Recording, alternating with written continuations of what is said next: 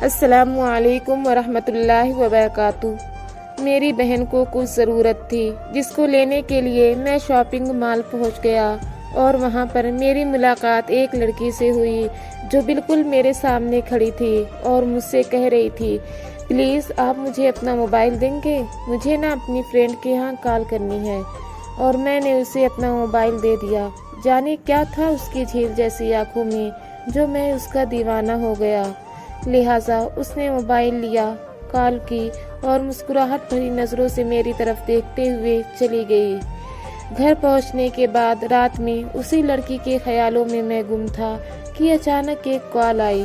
جب میں نے بات کی تو وہ وہی لڑکی تھی جس کا میں دیوانہ ہو چکا تھا۔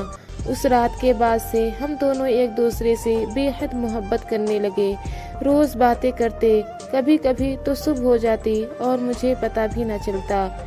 لیکن وقت گزرنے کے ساتھ ساتھ میں اس سے بور ہوتا گیا اور وہ ہمیشہ کی طرح ہر رات مجھے میسج کرتی۔ میں رات 10 بجے سو جانے کا بہانہ کر دیتا اور کبھی کبھی تو بیزار ہو کے اس کی باتوں کے الٹے سیدھے جوابات دے کر سو جاتا۔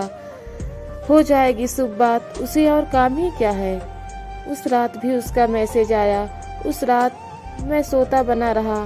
وہ چاہ رہی تھی کہ میں اس سے بات کروں، بس کچھ منٹ ہی بات کر لوں، لیکن میں دل ہی دل میں سوچتا کہ کیسی ڈھیٹ ہڈی ہے، جتنا مرضی دھتکارو پیچھے آتی ہے، صبح دوں گا نا جواب۔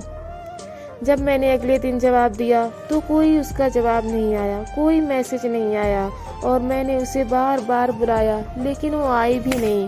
پھر اس کی آئی ڈی سے میسج مل گیا، اس کی بہترین دوست اور اس کی کزن کا، کہ وہ ڈھیٹ ہڈی تو خون کے کینسر کی مریض تھی اور وہ اب اس دنیا سے رخصت ہو چکی ہے۔ اور اس رات کے بعد میں آج تک نہ سو سکا اور آج میں صرف 1 گھنٹہ اس لیے سوتا ہوں کیونکہ تہجد کے لیے سونا ضروری ہوتا ہے۔ میں بدنصیب پوری رات اس کے جواب کا انتظار کرتا رہتا ہوں، پر وہ مجھے کال ہی نہیں کرتی، مجھ سے ملنے کے لیے ہی نہیں آتی۔ اب مجھے بہت شدت سے احساس ہوا ہے کہ قدر نہ کرو تو خدا چھین لیتا ہے، پھر چاہے وہ محبت ہو یا رزق۔ کسی کی قدر کرنی ہے نا تو زندگی میں کرو، موت پہ تو دشمن بھی اکثر رو پڑتے ہیں۔ خدا